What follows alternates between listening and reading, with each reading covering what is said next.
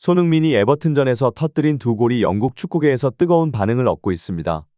특히 두 번째 골이 더욱 주목받고 있는데 그 순간 토트넘의 골키퍼 비카리오가 뒤에서 환호성을 지르는 장면이 포착되면서 국내 팬들 사이에서 큰 화제가 되었습니다.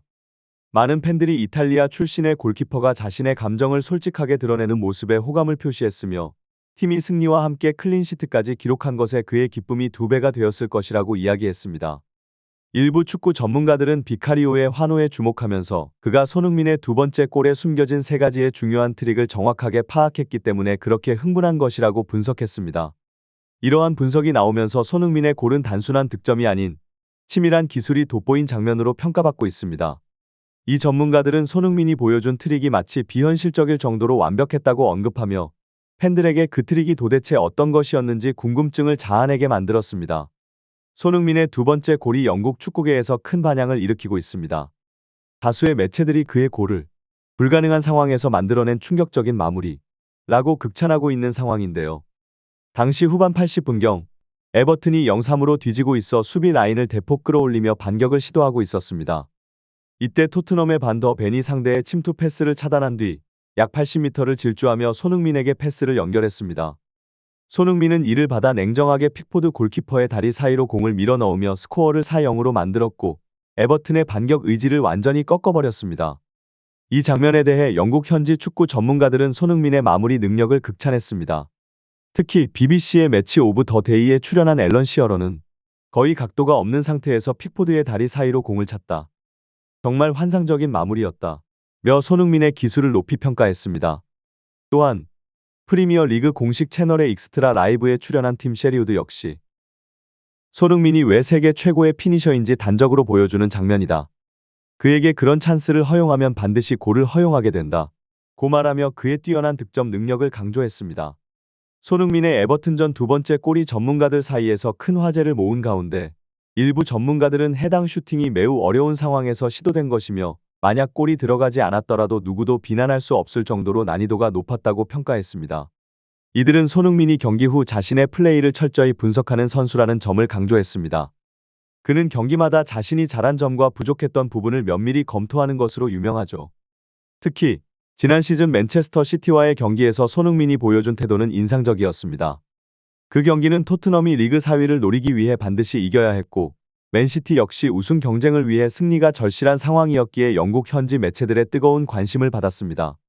후반 85분 맨시티가 1-0으로 앞서던 상황에서 토트넘의 존슨이 공을 끊어내 손흥민에게 결정적인 찬스를 연결했지만 손흥민의 슈팅이 상대 골키퍼의 선방에 막히며 토트넘은 결국 0-1로 패배하고 말았습니다. 이 장면에 대해 맨시티 감독 펩 과르디올라는 경기 후 인터뷰에서 손흥민과 케인이 우리를 상대로 얼마나 많은 골을 넣었는지 모두가 알고 있다. 손흥민이 공을 잡을 때마다 난 신에게 기도한다. 오늘은 신이 내 기도를 들어준 날이었다. 며 손흥민의 위협적인 득점력을 경계했다고 말해 큰 화제가 되었습니다. 손흥민이 맨시티전에서 결정적인 기회를 놓친 후 이에 대한 비판이 이어졌지만 그는 침착하게 자신의 생각을 밝혔습니다. 한 매체와의 인터뷰에서 손흥민은 내가 최선을 다했는데 상대가 더 잘해서 골이 들어가지 않는 경우가 있고 내가 실수해서 골이 안 들어가는 경우가 있다. 그 상황은 상대가 정말 잘해서 골이 들어가지 않은 상황이었다. 라며 고개를 떨구었습니다. 그는 이어 나는 그 순간 내가 할 수 있는 모든 것을 다했지만 상대 골키퍼가 너무 잘 막았다. 고 덧붙였습니다. 이 발언은 손흥민의 프로페셔널한 태도를 보여주는 동시에 그가 경기 후에도 끊임없이 자신을 돌아보는 선수라는 점을 다시 한번 입증했습니다. 손흥민은 그 상황이 끝난 후 팀 동료인 비카리오에게 다가가 내가 어떻게 했어야 했느냐 며 조언을 구했습니다. 비카리오는 손흥민에게 상대가 팔을 벌리고 그렇게 먼 거리에서 멈춰서 공을 막으려고 하면 골키퍼와 골대의 거리가 멀어지기 때문에 그의 머리 위쪽으로 차는 방법도 있다. 고 조언했다고 전해졌습니다. 하지만 이후 인터뷰에서 비카리오는 자신이 손흥민에게 특별히 조언할 것이 없다고 말하며 오히려 손흥민을 높이 평가했습니다. 그는 손흥민은 세계 최고의 공격수 중 하나다. 그는 현재 완벽하며 팀을 위해 헌신하는 선수다. 그날 단지 운이 좋지 않았을 뿐이다. 라며 손흥민을 향한 깊은 존경심을 드러냈습니다. 비카리오의 이 발언은 손흥민이 단순한 실력뿐만 아니라 팀 내에서 얼마나 중요한 존재인지를 잘 보여줍니다. 일부 전문가들은 맨시티전의 결정적 찬스와 에버튼전에서 손흥민이 터뜨린 두 번째 골을 비교할 때 에버튼전 골의 난이도가 훨씬 더 높았다고 평가하고 있습니다. 그들은 이 골의 배경을 분석하며 특히 상대 골키퍼 조던 픽포드의 움직임에 주목했습니다. 반더 벤이 공을 몰고 올라오는 순간 픽포드는 혹시 중거리 슛이 날아올 것을 대비해 중앙에 위치하며 준비 자세를 취하고 있었습니다.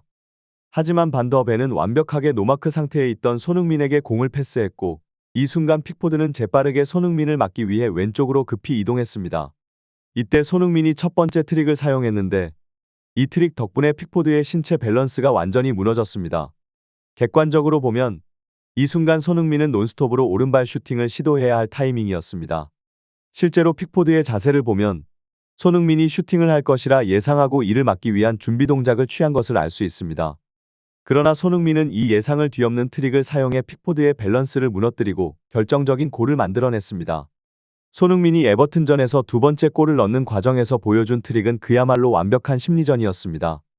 상대 골키퍼 조던 픽포드를 속이기 위해 손흥민은 처음엔 슈팅을 할 것처럼 보이며 오른발로 터치를 가져갔습니다. 하지만 픽포드의 예상과 달리 손흥민은 즉시 슈팅하지 않고 이를 통해 픽포드를 혼란에 빠뜨렸습니다. 픽포드는 손흥민이 슈팅을 하지 않자 급히 움직여 슈팅 각을 봉쇄하려고 했지만 이때 손흥민이 두 번째 트릭을 사용하게 됩니다. 손흥민은 오른발 터치 후 바로 슈팅하는 대신 한 번 더 스텝을 밟으며 픽포드가 슈팅 타이밍을 예측하지 못하게 만들었습니다. 이로 인해 픽포드는 손흥민이 오른발로 슛을 할지 왼발로 슛을 할지 혼란에 빠졌고 방향과 타이밍을 모두 잃게 됩니다. 이러한 심리적인 혼란 속에서 픽포드는 필사적으로 손흥민에게 태클을 시도하며 다가갔지만 손흥민은 이미 상황을 완벽하게 지배하고 있었습니다. 손흥민은 이 순간 슈팅 박자를 한 템포 늦추면서 픽포드를 더욱 끌어들였고 결과적으로 슈팅 각도는 매우 좁아졌지만 이는 오히려 손흥민이 픽포드의 허점을 노리는 기회가 되었습니다. 그는 골키퍼와의 거리를 좁힌 후 마지막 순간에 픽포드의 다리 사이로 공을 밀어넣으며 득점을 성공시켰습니다. 이 과정에서 손흥민은 단순히 기술적으로 우수한 플레이를 보여준 것뿐만 아니라 상대의 심리와 움직임을 완벽히 이용한 전술적 영리함을 선보였습니다. 손흥민의 에버튼전 두 번째 골은 세 가지 트릭이 결합된 놀라운 장면으로 분석되고 있습니다.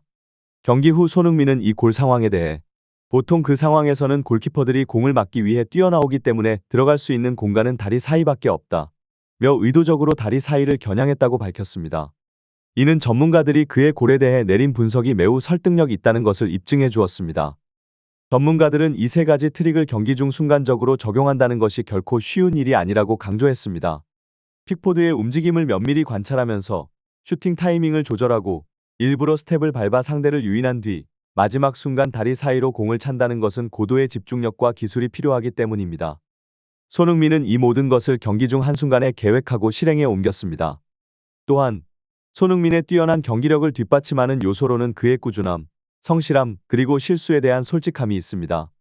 아이스테레오 골드의 기자가 언급한 것처럼 손흥민은 자신의 실수에 변명하지 않고 항상 스스로를 돌아보는 자세를 갖춘 선수입니다. 이러한 면모를 잘 알고 있는 비카리오가 손흥민의 두 번째 골에 환호성을 지른 것도 자연스러운 반응일 것입니다. 손흥민과 비카리오 사이의 우정은 축구 팬들에게 깊은 인상을 남기며 단순히 팀 동료 이상의 감동적인 관계로 평가받고 있습니다. 그들이 경기장에서 보여주는 모습은 프로 선수들 사이에서도 드물게 볼 수 있는 서로에 대한 신뢰와 존중을 보여줍니다. 손흥민이 에버튼전에서 두 번째 골을 터뜨렸을 때 비카리오가 골문 뒤에서 보여준 환호는 단순한 기쁨 이상의 의미를 지니고 있었습니다. 그것은 마치 동료의 성공을 진심으로 축하하는 형제 같은 모습이었고 이 장면은 팬들에게 깊은 감동을 주었습니다. 특히 축구와 같은 경쟁적인 스포츠에서 이러한 우정이 빛을 발하는 순간은 매우 드물고 귀중합니다.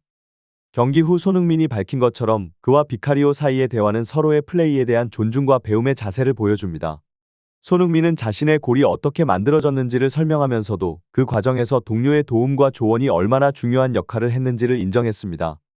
반면 비카리오는 손흥민의 실력과 성실함을 높이 평가하며 자신이 더 이상 손흥민에게 조언할 것이 없다고 말했습니다. 이와 같은 상호 존중은 두 선수가 단순히 팀 동료가 아니라 서로의 발전을 도모하는 동반자라는 것을 보여줍니다. 이러한 관계는 팀의 성적에도 긍정적인 영향을 미칠 수밖에 없습니다. 서로를 믿고 함께 성장하며 어려운 상황에서도 포기하지 않는 이러한 정신은 팀 전체에 퍼져나가고 결국 팀이 더 높은 목표를 달성할 수 있게 만듭니다. 팬들 역시 이러한 관계를 통해 선수들에게 더 큰 애정을 느끼고 그들이 펼치는 경기에서 더 많은 감동을 받습니다.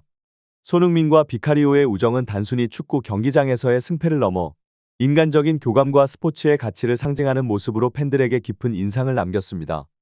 이러한 순간들은 팬들에게도 큰 의미를 지닙니다. 축구는 단순한 스포츠가 아니라 사람들의 삶에 깊이 영향을 미치는 문화적 현상입니다. 경기에서의 승패는 물론 중요하지만 그 속에서 피어나는 인간적인 이야기들이야말로 팬들에게 더 큰 감동을 주고 그들의 마음을 사로잡습니다. 손흥민과 비카리오의 우정이 그러한 이야기 중 하나입니다. 이들은 서로에게 영감을 주고 함께 성장하는 과정을 통해 팬들에게 깊은 공감을 불러일으켰습니다.